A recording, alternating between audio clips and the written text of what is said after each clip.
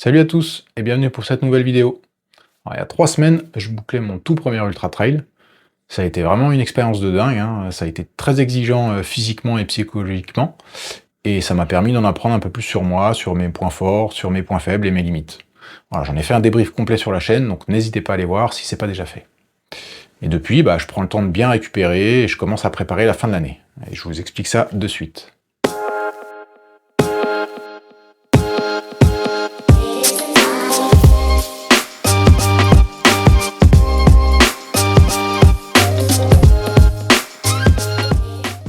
Alors, on quitte la forêt, on range les chaussures de trail, on dit au revoir au dénivelé, et on va bosser la vitesse.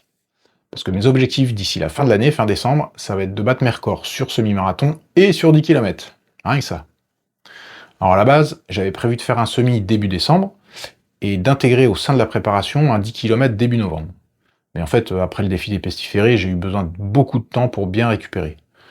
Autant au bout d'une semaine, j'avais plus de courbatures ou de douleurs, autant 3 semaines après, mon cardio il est toujours plus élevé que la normale quand j'accélère un peu le rythme. Donc je reprends progressivement l'intensité pour permettre à mon corps de bien récupérer, et pour éviter de tomber en surentraînement et finir même par régresser, quoi. En gros, la récupération, elle n'est pas encore totalement terminée. Alors bon, j'ai quand même repris rapidement le gainage, hein, puisque c'est pas très exigeant, mais je viens seulement de reprendre le renforcement musculaire avec charge, et je mets des charges un peu plus faibles qu'avant pour l'instant, quoi. Au début, j'ai surtout repris la mobilité rapidement. Pareil, c'est pas exigeant, et bon, ça fait du bien aussi, quoi. C'est un peu comme des étirements. Alors, pour en revenir à mes prochaines courses, voici celles que j'ai inscrites dans mon calendrier. Il y aura tout d'abord le semi-marathon de la Corrida d'Ilkirch, qui aura lieu le 7 décembre. Notez bien la date. Donc c'est juste à côté de Strasbourg, hein, donc c'est pas très loin de chez moi. J'ai déjà fait le 10 km là-bas il y a 2 ans, mais j'ai jamais fait le semi, donc je vais découvrir un petit peu le parcours. Alors le but, je l'ai dit, ça va être de battre mon RP, hein, que j'ai établi l'année dernière à Belfort. Alors aujourd'hui, même si je suis pas encore à 100%, je suis plutôt confiant, parce que l'année dernière, j'ai eu l'impression d'en avoir encore un peu sous le pied à la fin de la course. Donc je me dis que si j'ai pas régressé, je devrais pouvoir y arriver. L'enjeu, en fait, ça va être de me fixer le bon objectif chronométrique. Ni trop ambitieux, pour éviter d'exploser, ni trop modeste, parce que j'aime bien donner le maximum, mais pour ça, j'ai encore 2 mois pour ajuster l'allure cible, on va dire. Et ensuite, il y aura donc un 10 km une semaine plus tard, le 14 décembre, donc à Héricourt. En gros, c'est entre Belfort et Montbéliard. Alors sur cette course, j'aurai 2 objectifs. Donc déjà, essayer de battre mon record, et surtout me qualifier pour le championnat de France du 10 km. Parce qu'en 2026, le championnat il aura lieu à Troyes, et je me dis que c'est encore pas trop loin de chez moi, hein. On va dire que 3 heures de route c'est envisageable, hein, parce que bien souvent c'est soit en Bretagne, soit dans le sud de la France, donc là c'est un peu plus compliqué. Et en fait c'est principalement pour cette raison que je me suis inscrit en club d'athlé cette année, parce qu'il faut faire partie d'un club pour pouvoir participer au championnat. Et bon, faire partie d'un club, finalement c'est aussi l'occasion de, on va dire, un peu de mouiller le maillot pour les copains et pour son club, et pas juste pour soi. Donc ça donne une motivation supplémentaire, et puis ça permet aussi de faire des belles rencontres, et avec des gens qui sont animés par la même passion que moi de la course à pied. Et puis ça va aussi me permettre de découvrir d'autres univers comme le cross ou la piste. Donc ça, j'y reviendrai plus tard.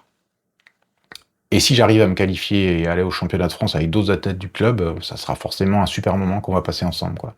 Donc je vous expliquerai un peu tout le détail des championnats et de la qualification dans une prochaine vidéo. C'est pas hyper compliqué, mais il y a quand même quelques petits détails à connaître, quoi.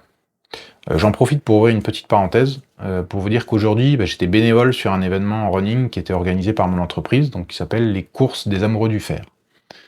En fait, il y a plusieurs formats de courses, hein, qui sont organisés. Il y a de la route, il y a du trail, il y a même des courses enfants, et il y a aussi une marche qui est au profit de la recherche contre le cancer dans le cadre d'Octobre Rose.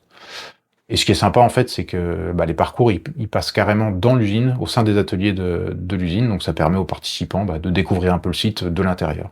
Donc en plus d'être présent toute la journée sur le site, j'ai également pu participer un peu à l'organisation de l'événement durant ces dernières semaines. Et en fait, c'est sympa de découvrir un petit peu l'envers du décor, de voir comment on prépare un tel événement, parce que en fait, quand on est coureur, on se rend pas compte de tout le travail et du temps que ça demande. Et je trouve que c'est une bonne manière aussi de redonner un peu à la communauté running, plutôt que d'être toujours un simple consommateur en enchaînant les dossards et en consommant simplement, quoi. Voilà, je referme la parenthèse. Du coup, sur la chaîne, je vais vous emmener au cœur de ma préparation jusqu'à ces 2 courses. Je vous parlerai de tout ce que je mets en place depuis mon ultra, donc des ajustements que je ferai au fil des entraînements en fonction de ma forme, de l'évolution de mon niveau de forme justement, et tout ce que je mets aussi en place à côté, comme le gainage, le renforcement, les étirements, etc. Et bien sûr, après les courses, vous aurez droit à un débrief en bonne et due forme. Alors si vous voulez suivre cette transition de l'ultra vers la vitesse, pensez à vous abonner et à laisser un petit pouce, ça me fait toujours plaisir et puis moi ça me motive. Et puis n'hésitez pas à me partager en commentaire quels sont vos objectifs d'ici la fin de la saison. Voilà, allez, je vous dis à bientôt les amis.